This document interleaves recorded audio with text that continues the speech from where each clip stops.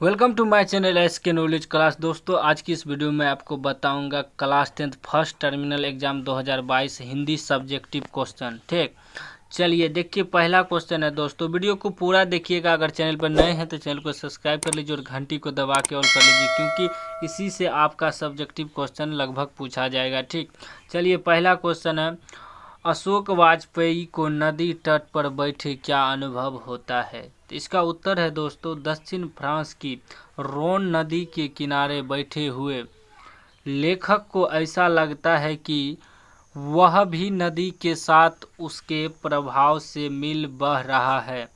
शीतल और स्वच्छ जल में कभी भी स्वयं को उसी की तरह समझने लगता है। ठीक, चलिए दूसरा क्वेश्चन देख लेते हैं दोस्तों, ध्यान से देखिएगा। दूसरा क्वेश्चन है, बिरजू महाराज कौन कौन से वंदे वाद्य बजाते हैं? तो इसका उत्तर है दोस्तों, बिरजू महाराज महान नर्तक थे। उनके कार्यक्रम देश के भिन्न भिन्न कोने में हुए, विदेशों में नाम कमाया।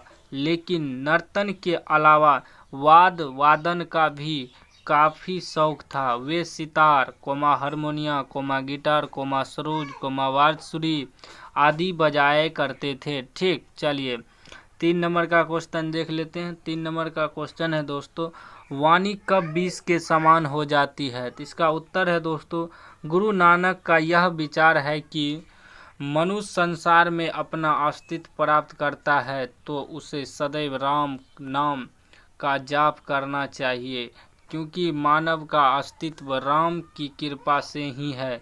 यदि वह राम नाम का जाप ना कर किसी अन्य वाणी का प्रयोग करता है तो वाणी विष के समान हो जाती है। ठीक, चलिए चौथा नंबर क्वेश्चन देख लेते हैं।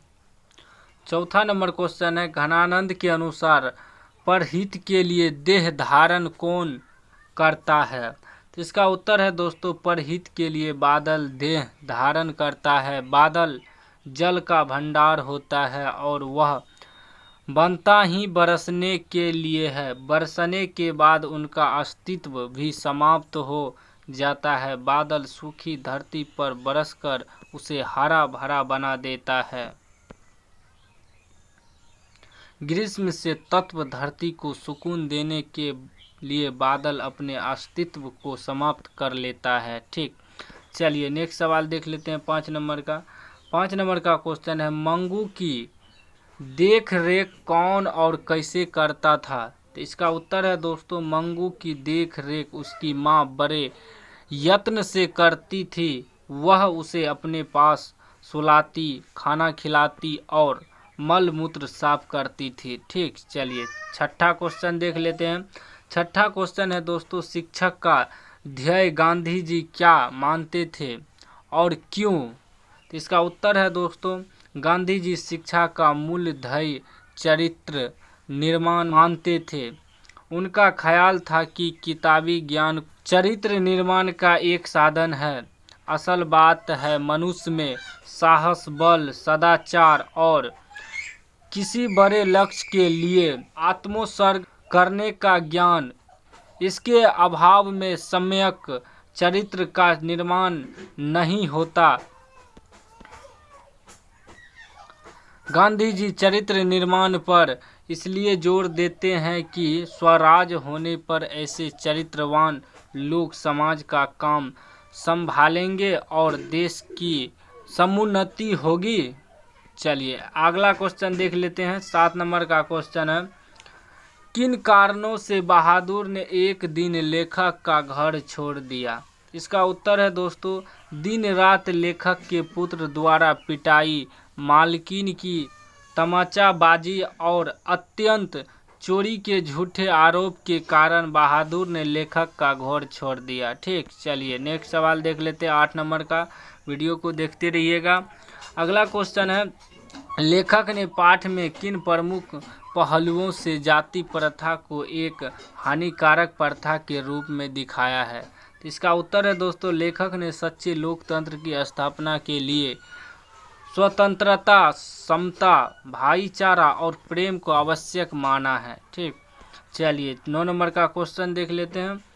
9 नंबर का क्वेश्चन है, लेखक द्वारा नाखूनों को अस्त्र के रूप में देखना तर्क संगत है। तो इसका उत्तर है दोस्तों, अस्त्र हाथ में रखकर वार किया जाता है और शस्त्र फेंककर।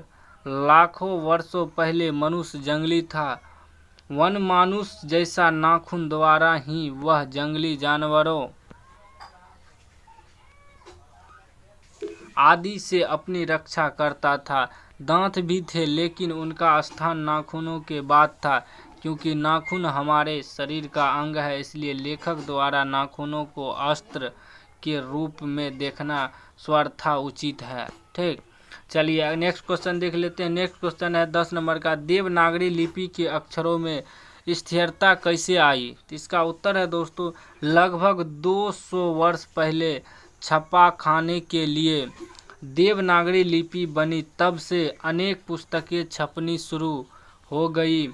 केंद्रीय हिंदी निर्देशालय विभिन्न साहित्यिक और विद्वानों ने इस लिपि में सुधार कर प्रेस तथा कंप्यूटर के लायक बनाया, इससे इनमें स्थिरता आ गई।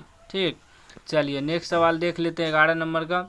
11 नंबर का क्वेश्चन है दोस्तों, बड़े अस्पताल का डॉक्टर कैसा आदमी था? तो इसका उत्तर है दोस्तों, बड़े अस्पताल का डॉक्टर पैसे से कुशल और भला आदमी था। वह पापपाती को भर्ती कर उसका इलाज करना चाहता था, किंतु भ्रष्टाचारियों के आगे उनकी एक ना चली। ठीक, चलिए नेक्स्ट क्वेश्चन देख लेते हैं 12 नंबर का क्वेश्चन, मछली और दीदी में क्या समानता दिखलाई पड़े, स्पष्ट करें। तो इसका उत्तर है दोस्तों, मछली और दीदी में बहुत सारी समानताएं हैं। मछली जल में रहती है, दीदी घर में। मछली झोले में तड़पती है, दीदी घर में छटपटाती है। मछली पानी से निकलने पर है और दीदी घर में पिता से पीटती है। ना मछली अपनी व्यथा व्यक्त कर पाती है और ना दीदी। ठीक, नेक्स्ट क्वेश्चन देख लेते हैं 13 नंबर का क्वेश्चन है, मनुष्य जीवन से पत्थर की क्या समानता और विषमता है? उत्तर है, मनुष्य जीवन भी कुछ कुछ पत्थर की तरह है। पत्थर भी मनुष्य की भांति घूम घाम पानी झेलते हैं, जैसे मनुष्य सिजते हैं कटनी छटने पर।